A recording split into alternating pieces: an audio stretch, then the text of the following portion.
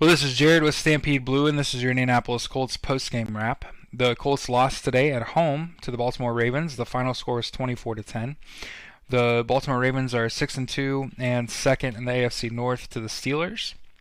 And the Colts fall to 5-3, second in the AFC South.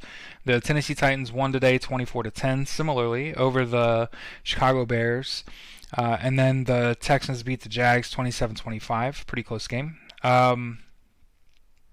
And I want to start this week by saying congratulations, America, and then please wear a mask and social distance and stay at home, please.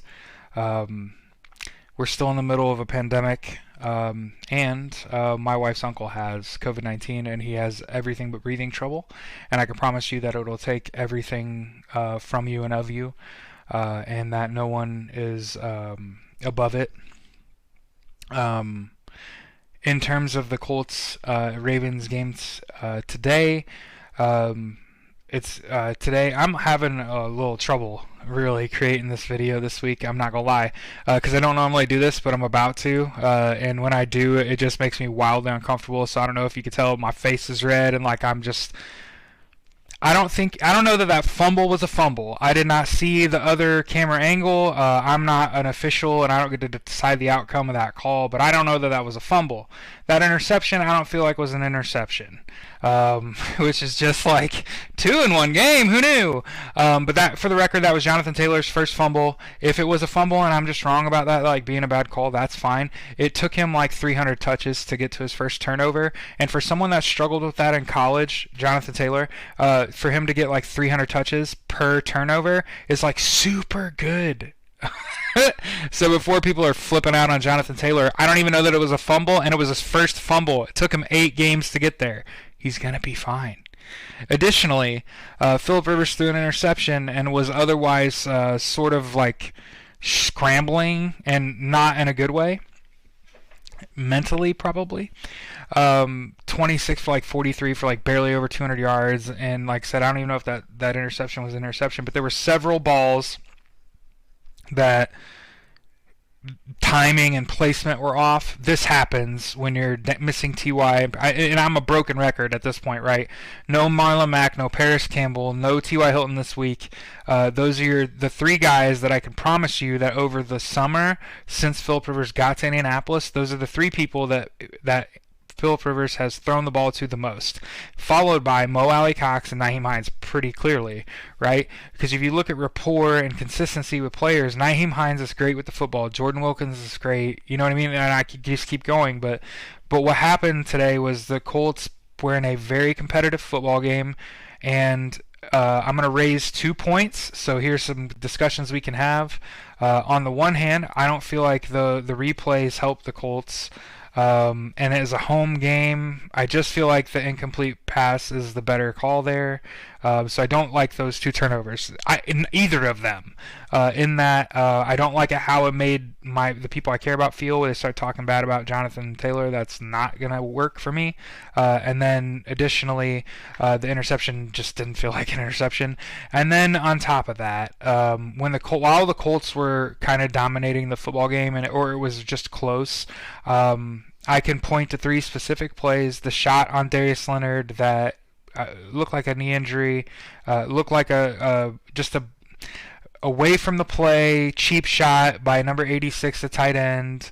There was a shot on Philip Rivers that didn't get called, and then the shot on Jack Doyle. And the 2 points I wanted to raise is in one, an indictment of the Colts, in that the Colts do a lot with like mental health, and they care a lot about data and science. And one of the things that I want to point out is I feel like anytime something bad happens with the Colts, it takes the wind out of the sails, and it's like the whole organization goes into collapse mode, like a circus tent trying to run out of town anytime something bad happens. And as a fallible human that has made mistakes in my life, you're going to learn real quick that our greatest glory is not never failing, but in rising each time we fall. I'm pretty sure Aristotle said that in like 1521. So I can promise you that like trying to sit around and pretend like you haven't made any mistakes isn't helping your cause because it's debilitating when you do make an error. And that happened to the Colts today. And that's me even saying, I don't know if those were turnovers. They're just bad calls, man. And it just gutted the Colts. The shot on Leonard getting no call, gutting, right? The shot on Jack literally looked like somebody trying to knock a player out. It was vicious. No call. Shot on Phillip Rivers later on in the game. No call. And these things are happening at home, right? And I'm feeding Sherpa's conspiracy theory by saying, like, Baltimore, big election, got to get that big road win. Colts are in flyover country still, right? First time on national television in a while, right? Colts are going to get just bad calls, and then, like, in addition to that, just get cheap shotted, and those don't get called either. And then on top of that, like I said, Phillip Rivers just looked shook. Like, you know, he just looked like they got to him. Something got to him today, and you got to fix it and quick. So there's also part of me that the Colts look kind of bland. You know, one, kind of dinged up. Two, got kind of dinged up, got kind of screwballed. Really didn't want to give a bunch away to crawl back into a game that you probably aren't going to win. And that kind of sours people further, right? So, like, then people are like, ooh, the Colts become boring to watch when they're losing.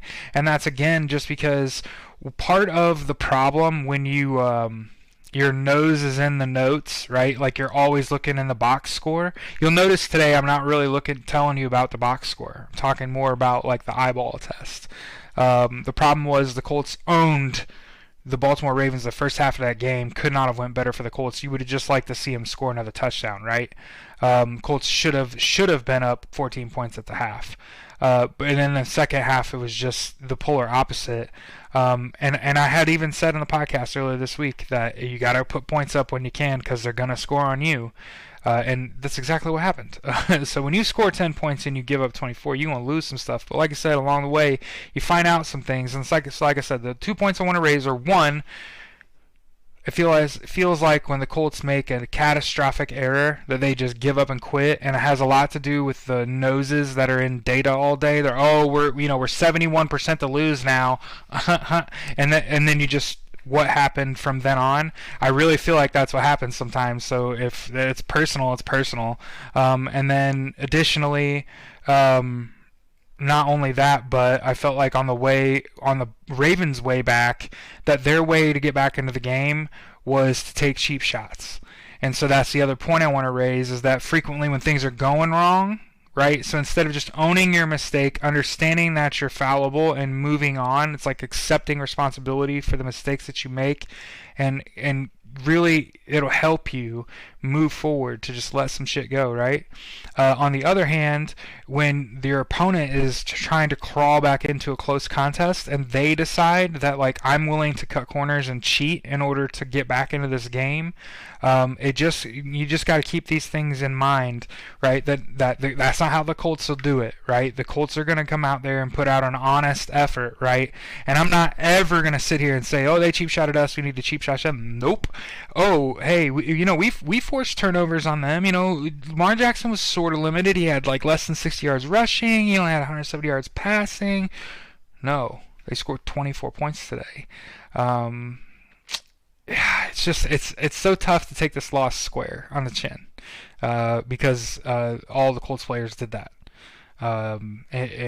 Who shows up to a football game ready to fist fight? So yeah. Colts are 5-3, fighting in the AFC South. This has been Jared with Stampede Blue. This is your Indianapolis Colts post-game wrap. Enjoy the rest of the games this weekend. Have a great rest of your week. Wear a mask. Stay safe. Social distance. Stay at home. Black Lives Matter.